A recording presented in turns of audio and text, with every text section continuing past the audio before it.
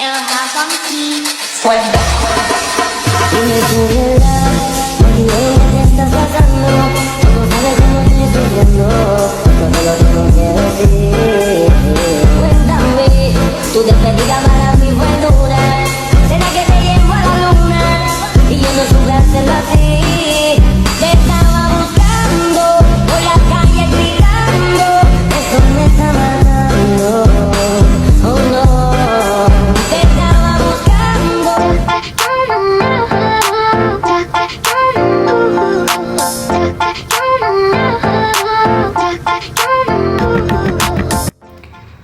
Assalamualaikum warahmatullahi wabarakatuh. Perkenalkan, kami mahasiswa Universitas Buana Perjuangan Karawang, Fakultas Ekonomi dan Bisnis, kelas Manajemen 22J, kelompok 5, Praktikum Statistika Ekonomi. Kami di sini akan mempresentasikan hasil analisis regresi linier sederhana dengan judul Pengaruh Kualitas Pengajar dan Fasilitas Belajar terhadap Motivasi Belajar Mahasiswa di Universitas Buana Perjuangan Karawang. Sebelum lanjut ke materi, saya akan memperkenalkan terlebih dahulu anggota kelompok saya. Yang pertama ada Susanti, terus yang kedua ada Afif Alahuddin, yaitu saya sendiri. Yang ketiga ada Ayu Diana Puspasari, yang keempat ada Andin Dwi Haryanti, yang kelima ada Siska Oktaviani, dan yang terakhir ada Peti Fatimah. Nah,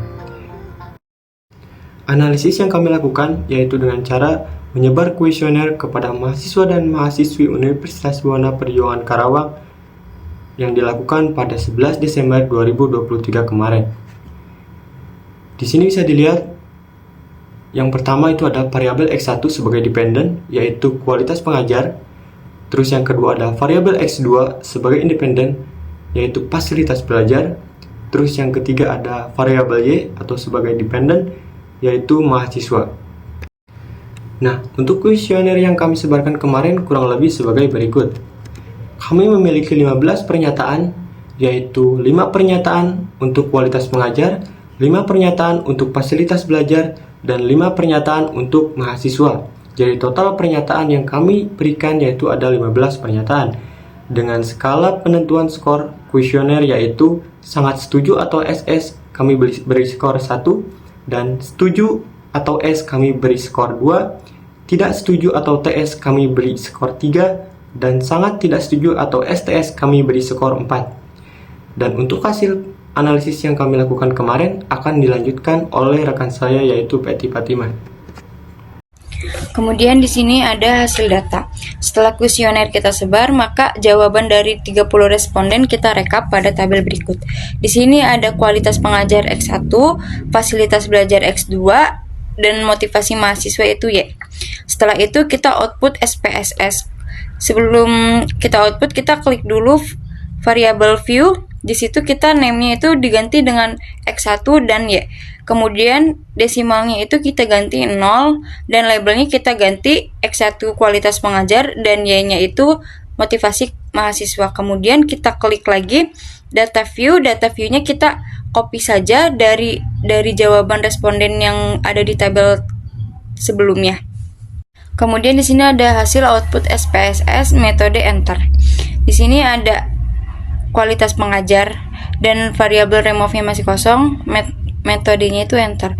Yang A-nya itu adalah dependent variable motivasi mahasiswa dan yang B-nya itu all request variable enter.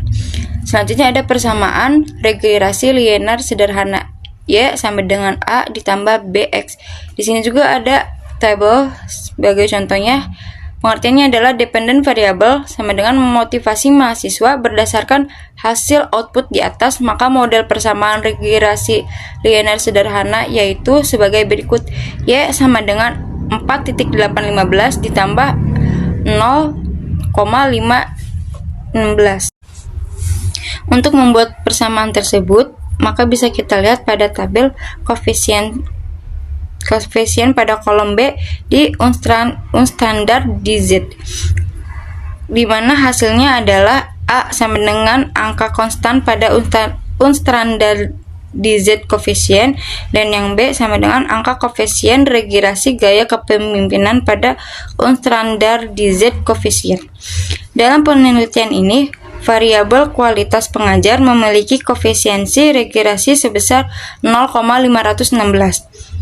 Nilai koefisiensi regresi positif menunjukkan bahwa jika kenaikan satuan variabel kualitas, maka motivasi mahasiswa akan naik sebesar 0,516. Baik, untuk selanjutnya saya akan menjelaskan mengenai uji hipotesis pada analisis regresi linear sederhana.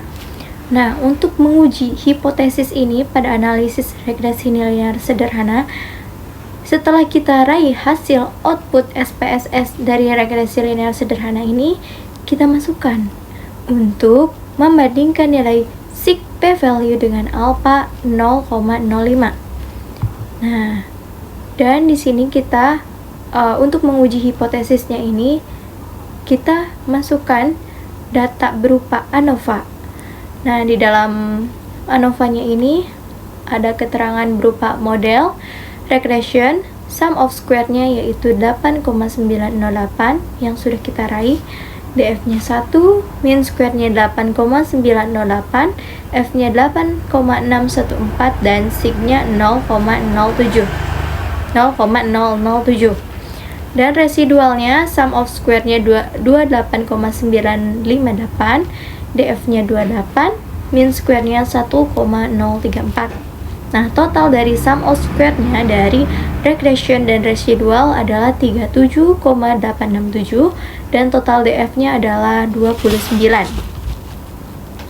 Nah, dalam membandingkan nilai sig ini, kita mendapatkan dependent variabelnya yaitu berupa motivasi mahasiswa dan predictorsnya konstannya yaitu kualitas pengajar. Nah, di dalam menguji hipotesis ini tentunya ada kriteria yang sudah ditentukan. Kriteria keputusannya yaitu seperti dikatakan berpengaruh apabila jika nilai signifikasi sig kurang dari alpha 0,05. Dikatakan tidak berpengaruh apabila jika nilai signifikasi sig-nya lebih dari alpha 0,05. Dan setelah hasil output SPSS-nya didapatkan, diraih tentunya, dan setelah diuji juga diraihlah hasil dan kesimpulannya. Hasil dan kesimpulan yang kami raih yaitu berdasarkan tabel output SPSS di atas, diketahui nilai signifikasi sig variabel kualitas pengajar adalah sebesar 0,007. Karena nilai signifikasinya 0,007, maka dikatakan kurang dari alpha 0,05, maka dapat disimpulkan berpengaruh. Baik, untuk selanjutnya akan dilanjutkan oleh rekan saya. Oke, di sini saya akan menjelaskan mengenai tentang membandingkan nilai T hitung dengan T tabel TA. Untuk membandingkan nilai T hitung dengan nilai T tabel yaitu dengan kriteria keputusan uji hipotesisnya. Berpengaruh jika nilai T hitung lebih dari T tabel TA. Tidak berpengaruh jika nilai T hitung kurang dari T tabel TA. Keterangan tersebut dilihat dari hasil SPSS sedangkan T tabel dari tabel T.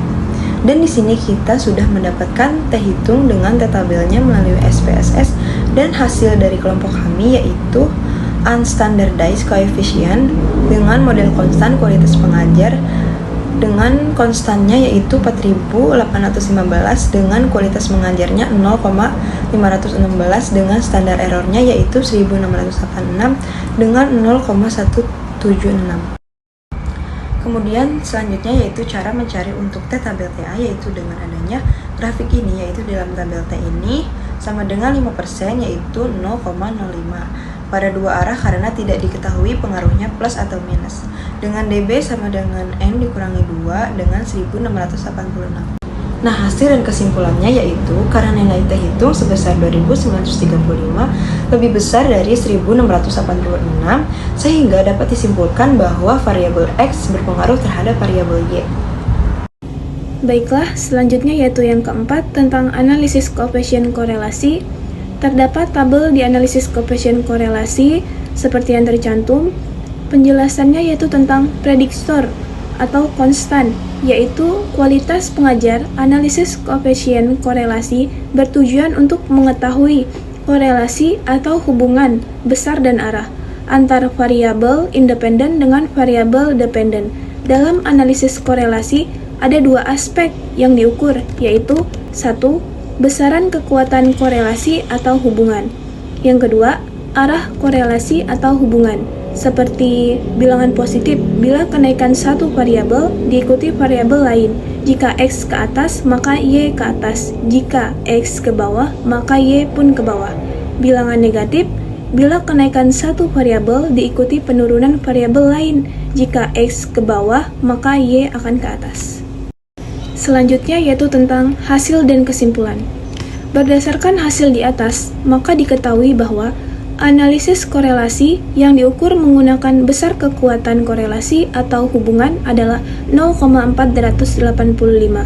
Jadi dapat disimpulkan bahwa hasil tersebut memiliki korelasi positif lemah ketika angka mendekati 1,0, sedangkan berdasarkan hasil, arah korelasi atau hubungan menyatakan bahwa hasilnya adalah positif, sehingga variabel X naik, variabel Y juga naik. Analisis koefisien determinasi. Model Samarik, model R yang pertama 485A, R square 235, H R square 208, STD error of the estimate 1017. Untuk mengetahui besarnya pengaruh variabel independen, variabel X, terhadap variabel dependen, variabel Y, dalam analisis regresi linear sederhana dapat dilihat pada nilai R square yaitu R2 yang terdapat pada tabel model Samarik. Hasil dan kesimpulan. Dari hasil output di atas diketahui bahwa nilai R2 sebesar 0,35, artinya pengaruh kualitas mengajar variabel X terdapat motivasi mahasiswa variabel Y sebesar 0,235%, sedangkan sisanya 99,765% motivasi mahasiswa dipengaruhi oleh variabel lain. Nah, mungkin itu aja presentasi dari kelompok kami. Terima kasih atas perhatiannya. Wassalamualaikum warahmatullahi wabarakatuh.